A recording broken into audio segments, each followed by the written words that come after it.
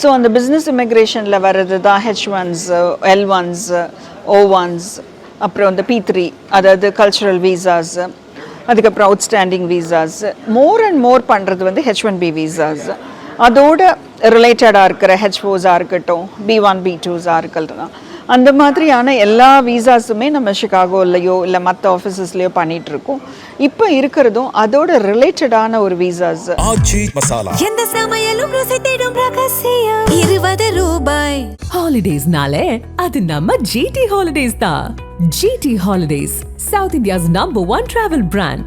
You know you are special when you're with GT Holidays.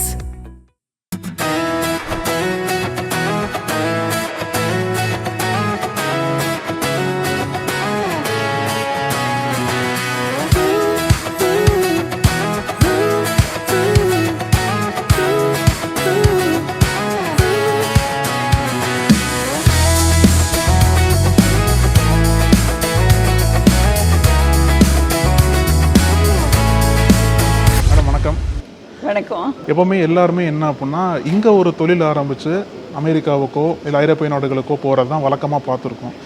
ஆனால் நீங்கள் 20 ஆண்டுகளாக அமெரிக்காவில் வசித்து அங்கே வந்து சட்ட பணிகளை ஆட்சிட்டு இப்போ சிகாகோ டு சென்னை அப்படி வந்திருக்கீங்க. ஸோ இந்த ஒரு யுனிக்கான டிரான்ஸ்ஃபர்மேஷன் எப்படி பார்க்குறீங்க? இப்போ சென்னையில் ஆஃபீஸ் ஓப்பன் பண்ணது வந்தது உங்களோட ஹோம் சிட்டி அது. ஸோ பேக் ஹோம் கம்மிங் அது மாதிரி தான் சொல்லணும். இந்த தருணத்தை எப்படி நீங்கள் பார்க்குறீங்க? நான் சொன்ன மாதிரி ரொம்ப ஒரு ஹம்பிளான பிளேஸ், ஒரு ஹானரபிளாக ஃபீல் பண்ணுறேன்.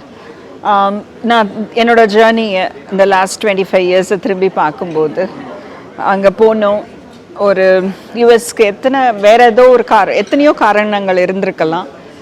அங்கே போய் ஒரு ஆஃபீஸ் செட் பண்ணி இப்போ எல்லா இடத்துலையும் நிறைய இடத்துல இருக்கும்போது கூட எனக்கு சென்னை அப்படிங்கிறது என்னோட ரூட்ஸ். அதை விட மீறி இந்த இடத்துல தானே நம்ம as a no one I started my journey.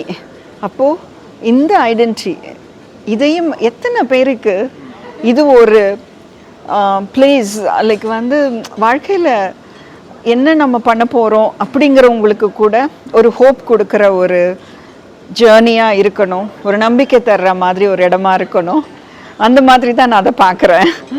அதே மாதிரி நீங்கள் கேட்ட மாதிரி சிகாகோ டு சென்னை அதுக்கு என்ன அர்த்தம் அப்படின்னா வேறு ஒன்றும் இல்லை, எனக்குன்னு என்னை உருவாக்குன்னு அந்த இடத்துக்கு நான் என்ன செய்துற போகிறேன் இதை விட அந்த ஒரு ஜேர்னியாக தான் பார்க்குறேன். லீகல் இமிக்ரேஷன் இதெல்லாமே இப்போ வந்து ஒரு குளோபலைஸ் ஆக ஆக எல்லாரோட தேவைகளாக இருக்குது. ஈவன் ஒரு நான் என்ன பண்ண போகிறேன், இது எனக்கு தேவையான்றதை கூட ஒரு ஓப்பன் கான்வர்சேஷனாக இது நம்ம வந்து அவங்க சிந்திக்க வேண்டிய ஒரு எண்ணங்களாக கூட இருக்கலாம். அதுக்கப்புறம் அவங்க முடிவு பண்ணட்டும். அந்த மாதிரி நான் டீச்சராகவும் இருந்திருக்கேன் ஒரு 4 வருஷம். அதிலிருந்து வந்ததான்னு தெரியல. நம்ம ஒரு ஆப்ஷனை கொடுப்போம், அவங்க முடிவுகளை எடுக்கட்டும். நான் வந்து சென்னையில் தான் இருக்கணும், சிகாகோவில் தான் இருக்கணும், யூஎஸில் தான் இருக்கணுன்ற எண்ணங்களே எனக்கு கிடையாது. அதில் ஆரம்பிக்கிறது தான் இந்த பயணம். அதுவும் சென்னைக்கு வந்து நிறைய கடமைப்பட்டிருக்கேன்னு நான் நினைப்பேன். சென்னைக்குன்னு இல்லை, தமிழ் மக்களுக்கே நிறைய கடமைப்பட்டிருக்கேன்னு நினைப்பேன், என்னை உருவாக்குனவங்க நினைப்பேன். மேம், நீங்கள் முதல் முறையாக அமெரிக்காவில் ஒரு ஆஃபீஸை செட் பண்ணும்போது யோசிச்சிருக்கீங்களா சென்னையில் ஒரு ஆஃபீஸ் செட் பண்ணுவோம் அப்படின்ற ஒரு நோக்கத்தோடு தான் அங்கே? கண்டிப்பாக இருந்தது. சிகாகோவில் ஆரம்பிக்கும் போதும் சரி, அதுவும் இமிக்ரேஷன் வரும்போது எனக்கு இந்த வாய்ப்பு வரும்னு எனக்கு பெரிய நம்பிக்கை இருந்தது. இப்பயும் நான் இப்போ சென்னையில் ஆரம்பித்தேன்னு சொல்கிறதுக்கு இல்லை, இதுக்கு முன்னாடியே இருந்தது. ஆனால் இன்றைக்கி வந்து ஒரு ஐடென்டிட்டியோட இந்த ஆஃபீஸ் கோபால்புரமில் ஆஃபீஸஸ் ஆஃப் மேரி கென்னடி அப்படிங்கிறது வந்து ஒரு ஐடென்டிட்டியோட ஒரு உருவாக்கப்படுது. ஓகே. அப்போ வந்து அப்போ அது ஆசையாக இருந்தது, இப்போ வந்து அந்த ஆசை தேவையாக மாறிடுச்சுன்னு பார்க்கலாமா? கண்டிப்பாக. ஏன்னா இமிக்ரேஷன் சொன்ன மாதிரி அவேர்னஸ் இல்லைன்ற ஒரு வருத்தம் எனக்கு இருக்குது. கரெக்டாக நம்ம மக்களுக்கு வந்து இன்னும் ஒரு ஃபேராக நீ முடிவு பண்ணுங்க, ஆனால் இதுதான் உண்மை, இதுதான் நடைமுறை அப்படிங்கிறத நான் வந்து ஒரு உண்மையான ஒரு எக்ஸ்போஷரோட நம்ம மக்களோட கனெக்ட் பண்ணும்போது அவங்களுக்கு வந்து ஓ இப்படி தான் இதுதான் நான் பிளான் பண்ணுமா, இந்த ஆப்ஷன்ஸ் இருக்கா, எனக்கு இந்த பாசிபிலிட்டிஸ் இருக்கா, இதெல்லாம் கூட நம்ம எடுத்து சொல்லும்போது அவங்களுக்கு இன்னும் ஒரு கிளியர் பிக்சர் இருக்குது. ஒரு ட்ரஸ்டபிள் பிளேஸ்லேருந்து வர்ற இடமா அது இருக்கும்னு எனக்கு ஒரு பெரிய நம்பிக்கை இருக்குது. இவங்க எனக்கு இந்த ஒரு கைடன்ஸை கொடுப்பாங்க, அதை நான் நம்பி முடிவுகளை எடுக்கலாம் அப்படிங்கிற ஒரு இடமாவும் ஒரு ஆஃபீஸாகவும் அது இருக்கணும். என்னென்ன சேவைகளை வந்து லா ஆஃபீஸர்ஸ் ஆஃப் மேரி கென்னடி வந்து பண்ணிட்டு இருக்காங்க அமெரிக்காவில்? இப்போ சென்னையில் வந்து என்னென்ன மாதிரி சேவைகளை வந்து விரிவுபடுத்த போகிறீங்க? நல்ல கேள்வி. ஸோ இமிக்ரேஷன் அப்படிங்கிற ஒரு கம்ப்ளீட்டாக இப்போ பிஸ்னஸ் இமிக்ரேஷன் சொல்லுவாங்க, ஃபேமிலி பேஸ்ட் இமிக்ரேஷன். ஸோ அந்த பிஸ்னஸ் இமிக்ரேஷனில் வர்றது தான் H1s, L1s, O1s, அப்புறம் இந்த P3, அதாவது கல்ச்சுரல் வீசாஸ், அதுக்கப்புறம் outstanding visas. More and more பண்ணுறது வந்து H1B வீசாஸ். அதோட ரிலேட்டடாக இருக்கிற H4ஸாக இருக்கட்டும், B1, B2ஸாக இருக்கட்டும், அந்த மாதிரியான எல்லா வீசாஸுமே நம்ம சிகாகோலையோ இல்லை மற்ற ஆஃபீஸஸ்லேயோ பண்ணிகிட்ருக்கோம். இப்போ இருக்கிறதும் அதோட ரிலேட்டடான ஒரு வீசாஸ். இங்கே கான்சுலேட் போகும்போது ப்ரிப்பேர் ஆகி அவங்க போக வேண்டிய காலகட்டங்கள், அதுக்கு உண்டான டாக்குமெண்டேஷன்ஸ், அதுக்கு உண்டான இன்டர்வியூ பிளானிங், இந்த மாதிரி மட்டும் இல்லாமல் இப்போ F1 ஸ்டூடெண்ட் வீசாஸ், அது ஒரு முக்கியமான ஒரு வீசா அது. ஸோ எனக்கு வந்து நம்ம படிக்கணும், படிப்பு தானே நம்மளோட ஆதாரம். ஆமாம், அது இல்லைன்னா நம்ம எங்கே இருக்க முடியும்? அப்படி பார்க்கும்போது எனக்கு வந்து அதுக்கு இந்தந்த ஆப்ஷன்ஸ் உங்களுக்கு இருக்குது. இதை நீங்கள் இப்போ நம்ம சொல்கிற மாதிரி F1 வீசாஸில் ஒரு ஆண்டர்ப்ரினர்ஷிப், ஒரு ஸ்டார்ட் அப் பண்ணலாம் அப்படிங்கிறதெல்லாம் இருக்குது. ஆனால் எனக்கு என்னென்னா ஒரு ட்ரஸ்டபிள் சோர்ஸ், ஒரு ஆத்தென்டிக்காக இவங்க நம்ம நல்லதுக்காக சொல்கிறாங்கப்பா அப்படின்ற ஒரு நம்பிக்கையோடு அவங்களுக்கு அந்த ஆப்ஷன்ஸை கொடுக்கும்போது அவங்க எக்ஸ்ப்ளோர் பண்ணுற ஆப்ஷன்ஸ் வருது. அது என்ன பண்ணலாம், அது எந்த அளவுக்கு நம்ம வந்து ஒரு ட்ரை பண்ணலான்ற மாதிரி. இது மட்டும் இல்லை, there are like so many things that can happen. அதே மாதிரி ஃபேமிலி பேஸ்ட் வீசாஸில் வரும்போது இப்போது அங்கே இருக்கிறாங்க, யுஎஸ் சிட்டிசனாக இருக்காங்க, அவங்க வந்து இங்கே ஒரு பொண்ணு பார்த்து கல்யாணம் பண்ணுறாங்க. அவங்களுக்கு இங்கே வந்து ஒரு யுஎஸ் சிட்டிசன் வந்து இங்கே கல்யாணத்தை பண்ணும்போது ஒரு இந்தியன் நேஷ்னல் அவங்கள இங்கேயோ சென்னையிலையோ ஏதோ ஒரு இடத்துல அவங்க பார்த்து முடிவு பண்ணும்போது அந்த மாதிரி ஃபேமிலி பேஸ்ட் வீசாஸ். ஸோ இவங்க எந்த விதமாக எவ்வளோ நாள் ஆகும், இதுக்கு எப்படி ப்ரிப்பேர் ஆகணும், எனக்கு அதில் ஒரு பெரிய பேஷன் இருக்கும். எப்படின்னா அவங்க குடும்பமாகவே போய் நான் பேசுவேன், எப்படி 2 ஃபேமிலிஸ் பேசுவாங்க, அவங்கக்கிட்ட சொல்லுவேன், நான் எப்படின்னு சொல்லிடுறேன் அப்படின்னும்போது தமிழில் பேசும்போது இங்கேருந்து அனுப்பும்போது எவ்வளோ அதுவும் ஒரு கேர்ள்ஸை வந்து ஒரு புதுசாக ஒரு என்னதான் நம்ம மாடர்னைசேஷன் டெக்னாலஜி எல்லாத்தையும் பேசினாலும் அந்த பதட்டம் இருக்க தானே செய்யும். அப்படி இருக்கிறவங்களுக்கு வந்து இல்லை இதுதான் ஸ்டெப் பை ஸ்டெப்பு, ஆனால் உண்மையான ஒரு ரீசனபிள் டைம் லைனை கொடுத்து இது இப்படி தான் நடக்க போகுது, இதை நீங்கள் நம்பி இதுதான் பண்ணணும் அப்படிங்கிற மாதிரி ஒரு அந்த மாதிரி எல்லாம் வீசாஸ் இருக்குது, அதெல்லாம் பண்ணணும், அதெல்லாம் பண்ணி கொடுக்குறோம் ஆஃபீஸில் இருந்து. அமெரிக்காவுக்கு இந்தியாவில் அதிகமான டிமாண்ட் இருக்குது. இந்திய இளைஞர்கள் மத்தியில் எப்படியாச்சும் அமெரிக்காவுக்கு போகணும், அந்த டிமாண்டை கல்டிவேட் பண்ணுறதுக்காக பல நிறுவனங்கள் இருக்காங்க. அந்த நிறுவனங்கள்ல இருந்து உங்களுடைய ஆஃபீஸ் எப்படி தனித்துவமாக இருக்கணும் அப்படின்னா எந்த ஒரு வார்த்தையை சொல்லுவீங்க? ட்ரஸ்ட் தான். ஓகே. ஏன்னா ஏற்கனவே அந்த established trust is there for the office. நான் என்றைக்குமே வந்து ஒரு பிராண்ட் ஆக்கணும் அப்படின்ற எண்ணங்கள் எல்லாம் மீறி நம்ம என்ன பண்ணுறோமோ அதை டீட்டெயில்டாக நோ மேட்டர் வாட் அது. ஏன்னா நீங்கள் சொல்கிற மாதிரி அமெரிக்கன் ட்ரீம் அப்படிங்கிறது இன்னும் இருக்க தான் செய்யுது. அதில் it's very detail and also individual orient.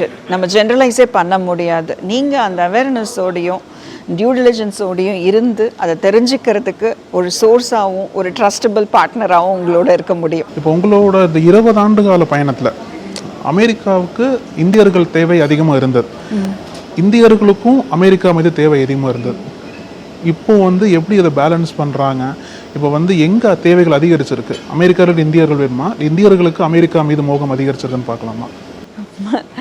எனக்கு நான் ஓவராலாக பார்க்கும்போது இன்னும் நமக்கு வந்து அமெரிக்கன் ட்ரீம் இஸ் ரியல்.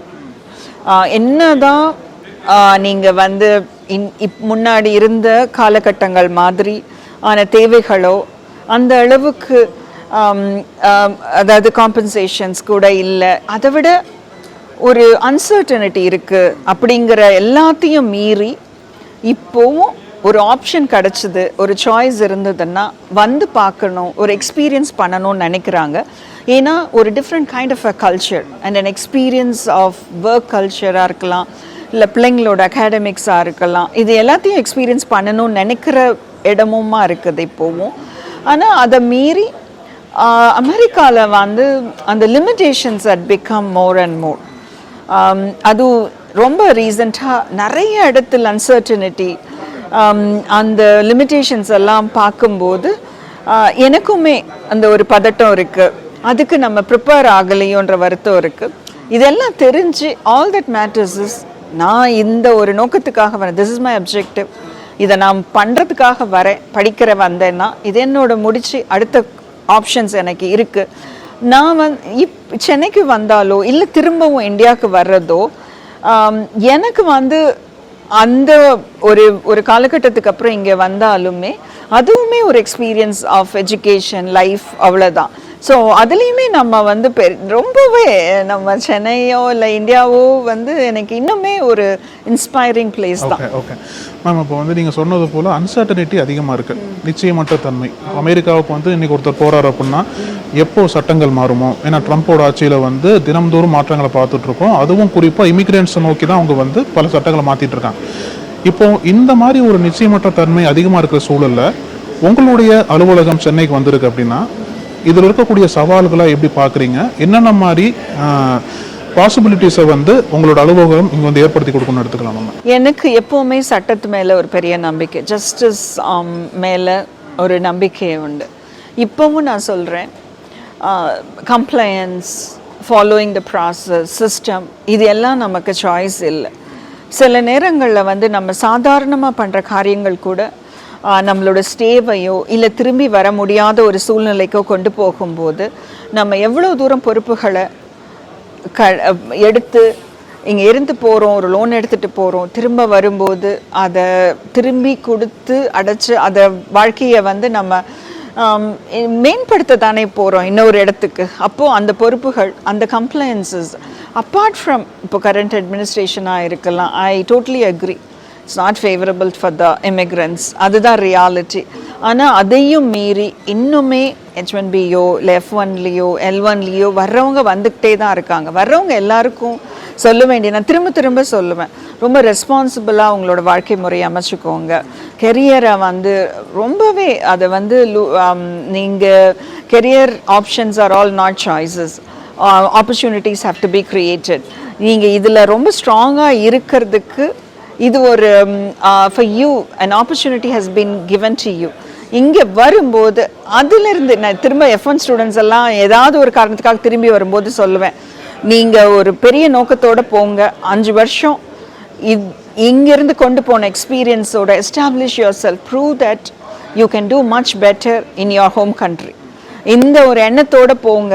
அதை முடிச்சுட்டு திரும்ப வரணுமா, always you are there, visas இருக்க போது, அடுத்த ஆப்ஷன்ஸ் இருக்க போது, அதை நோக்கி பயணப்படுங்க. அவ்வளோதான். ரைட் மேம், உங்களோட புதிய பயணத்திற்கு வாழ்த்துக்கள். உங்கள் பயணம் வெற்றி செய்யட்டும். மிக்க நன்றி மேம். நன்றி. நக்கீரன் டிவிக்கு சப்ஸ்கிரைப் செய்யுங்கள். உங்கள் ஆதரவே எங்கள் பலம். ஆசிரியர்களுக்கு நண்பனாகவும் மாணவர்களுக்கு ஆசானாகவும் திகழும் தேர்வு வழிகாட்டி. ஒவ்வொரு பாடத்திற்கும் அனுபவமிக்க ஆசிரியர்களின் துல்லியமான தெளிவான விடைகள். CNC இருக்கு, தேர்வு பயம் எதற்கு? இது தீரன் பப்ளிஷிங் ஹவுஸ் விற்பனை வெளியீடு.